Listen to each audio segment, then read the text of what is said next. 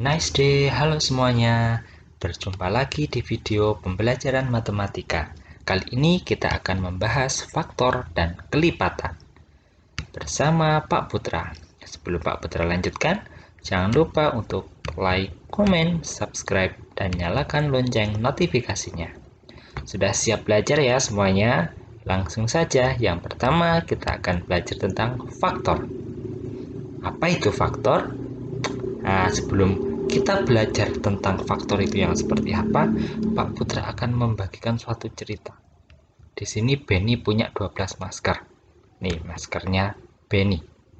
Ternyata Benny ingin membagikan masker tersebut ke teman-temannya, tetapi harus sama banyak.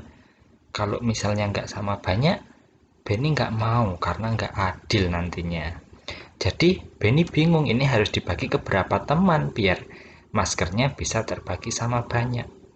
Yang pertama Benny mau membagi kedua teman dulu. Kira-kira bisa sama banyak nggak ya? Oke, coba ini. Misalkan temannya Benny ada dua.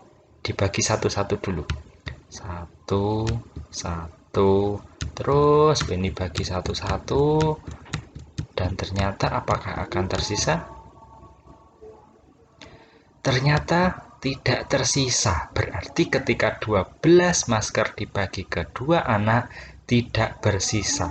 Dan setiap anak dapat berapa ini? Kita hitung. 1, 2, 3, 4, 5, 6. Satu anak mendapatkan 6 masker. Nah, ternyata Benny masih ingin membagi lagi. Kalau misalnya kebagi ke 3 anak, apakah ini nanti akan habis atau bersisa? Apakah adil nantinya? Coba kita bagi ke 3 teman Benny. Kita bagi lagi satu-satu biar nanti dapat adil. Oke. Nah, ternyata setelah dibagi satu-satu tidak bersisa. Berarti Benny juga bisa ini membagikan ke 3 temannya.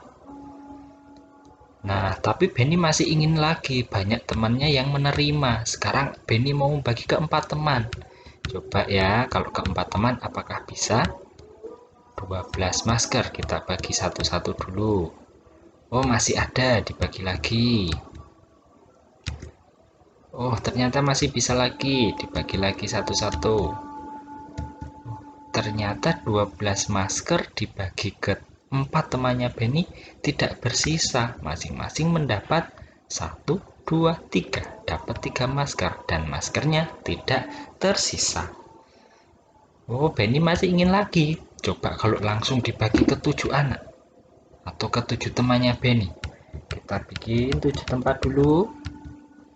Kita bagi satu-satu. Satu. Nah, ketujuh temannya Benny udah dapat. Tapi kalau mau kita bagi lagi, coba kira-kira apakah cukup? Oh, ternyata nggak cukup. Bersisa 5, kurang 2 anak. Berarti 12 tidak bisa dibagi 7. Nah, di sini nanti ada kaitannya sama materi faktor. Nah, coba kita ingat-ingat lagi. Tadi Benny itu sudah membagi maskernya ke berapa teman? Yang pertama tadi Benny membagi 12 maskernya ke 2 teman dan setiap teman mendapat 6. Berarti kalau Benny bagi ke 6 teman dapat 2. Nah, berarti di sini juga 12 itu habis dibagi 2 atau 2 habis membagi 12. Nah, ini kata-katanya cuma dibalik. Nah, berarti di sini 2 itu menunjukkan sebagai faktor dari 12 karena habis membagi.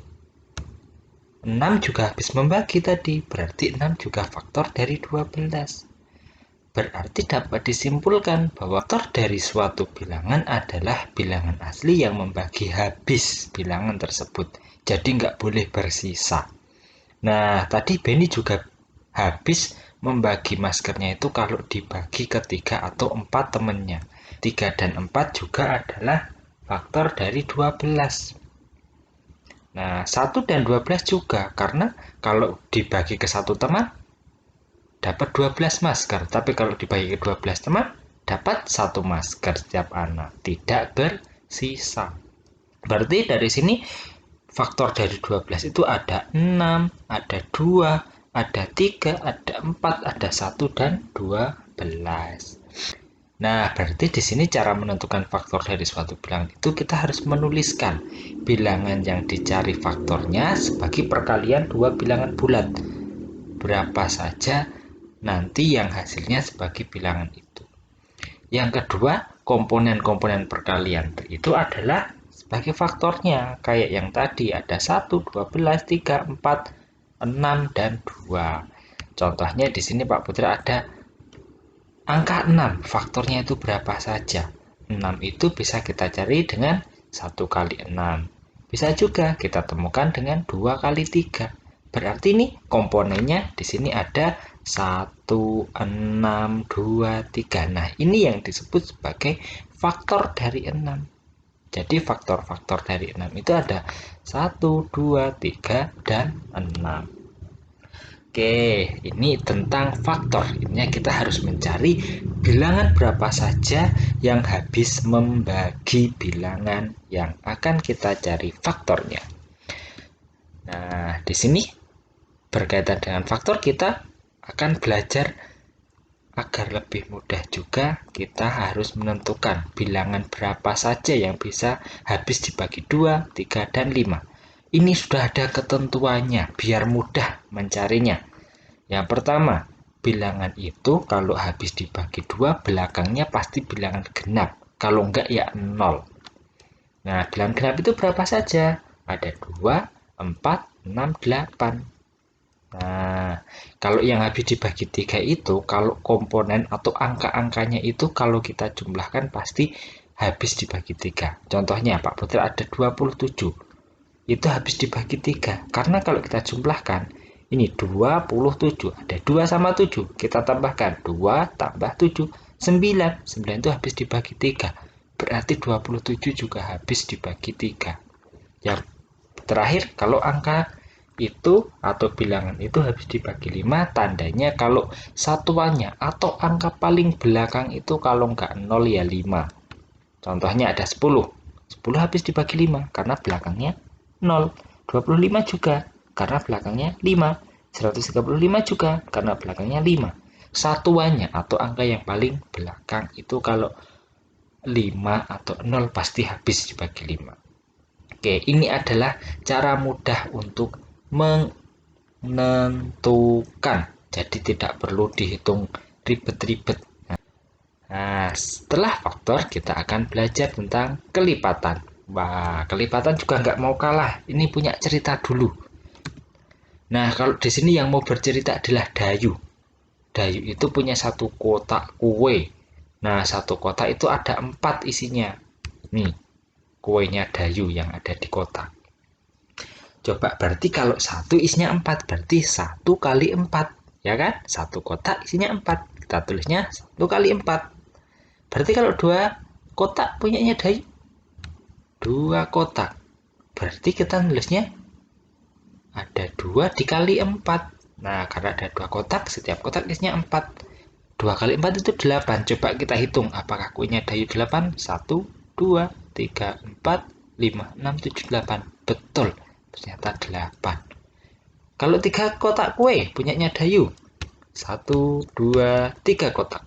Berarti kita menulisnya 3 dikali 4, 12. Betul ya? Coba dihitung, dibuktikan sendiri. Pasti isinya 12. Nah, di sini coba kita simpulkan. Kalau satu kotak isinya 4, kalau 2 kotak isinya 8, kalau 3 kotak isinya 12. Dan itu diperoleh dari 1 kali 4, 2 kali 4, 3 kali 4. Terus apa hubungannya dengan kelipatan ya ceritanya Dayu ini? Nah, di sini 4, 8, dan 12 ini ternyata mempunyai kaitan, yaitu sebagai kelipatan dari 4. Nah, karena kelipatan suatu bilangan itu adalah perkalian bilangan bulat tersebut dengan bilangan asli. Nah, ini kan ada dikali 1, dikali 2, dikali 3. Nah, hasilnya adalah kelipatannya. Bilangan asli itu dimulai dari 1, 1, 2, 3, 4, 5 sampai tidak terhingga, sampai 1000, sejuta, semiliar itu bilangan asli. Nah, jadi sudah paham ya tentang kelipatan itu. Bisa juga kita tambahkan dengan bilangan yang sama. 4 tambah 4 tambah 4 tambah 4, itu juga kelipatan dari 4. Nah, untuk berikutnya kita akan belajar tentang bilangan prima. Wah, apa itu bilangan prima? Kalau tadi ada bilangan asli, sekarang ada bilangan prima. Bilangan prima adalah bilangan asli. Oh, bilangan prima itu juga bilangan asli. Berarti lebih dari 1 atau dimulai dari 1. Tetapi ini ada ketentuannya. Faktornya yaitu 1 dan bilangan itu sendiri. Oh, berarti kalau 1 tidak ikut ini. Contohnya bilangan prima itu adalah 2. Karena 2 faktornya cuma ada 2, yaitu 2 dan 1. Maka 2 adalah bilangan prima. Bilangan prima itu ada 2, 3, 5, 7, 11, 13, 17, 19, 23, 29, 31, dan seterusnya. Banyak sampai tidak terhingga. Tetapi ketentuannya hanya mempunyai 2 faktor, yaitu 1 dan dirinya sendiri. Contohnya ini. Pak Putra misalnya pilih angka 17. 17 itu hanya bisa diperoleh dari perkalian 1 dikali 17. Nggak bisa. Berapa misalnya? 3. 3 mau dikali berapa biar ketemu 17? Nggak bisa. Makanya 17 ini bilangan prima. Nah, kemudian selain bilangan prima, selain bilangan-bilangan ini, di bilangan asli itu disebutnya bilangan komposit. Bilangan asli yang punya lebih dari 2 faktor. Nah, contohnya di sini ada 4. 4 itu faktornya ada 4, 2, dan 1. Diperoleh dari 4 kali 1 dan 2 kali 2. Jadi, di sini 4 mempunyai 3 faktor. Makanya disebutnya komposit, bukan prima. Nah, di sini bilangan komposit dapat ditulis dalam bentuk perkalian beberapa bilangan yang disebut faktorisasi prima. Jadi, karena prima berarti di faktornya itu adalah bilangan-bilangan prima. Nih, faktorisasi prima itu bisa kita hasilkan dari pohon faktor atau pembagian bersusun. Oke, mau tahu bagaimana cara membuat pohon faktor itu? Kita simak ya. Nih, kita mau mencari faktorisasi prima pakai pohon faktor. Pertanyaannya, faktorisasi prima dari 20 adalah, nah, kita berarti bikin pohon faktor dari 20. Membuat pohon faktor itu caranya kita bagi dengan bilangan prima. Caranya seperti ini. Karena yang namanya pohon itu punya ranting, kita bikin rantingnya dulu. Ranting, nah, dan yang di dalam lingkaran itu yang membagi. Harus bilangan prima. Bilangan prima terkecil dulu. Kalau bisa 2. 20 bisa bagi 2? Bisa. Hasilnya 10. Kita bikin rantingnya lagi. Nah, 10 masih bisa dibagi 2? Bisa. Hasilnya 5. 5 apakah masih bisa dibagi lagi? Enggak, karena 5 udah bilangan prima. Jadi kita kasih lingkaran juga. Nah, bagaimana cara menentukan faktorisasi primanya? Kita tuliskan. Berarti di sini kita akan menuliskan yang di dalam lingkaran-lingkaran ini dalam bentuk perkalian. 20 itu sama dengan 2 dikali 2 dikali 5. Coba dibuktikan. 2 kali 2, 4. 4 kali 5, 20. Betul kan? Nah, di sini akan kita tulis lebih ringkas lagi. 2-nya ada berapa?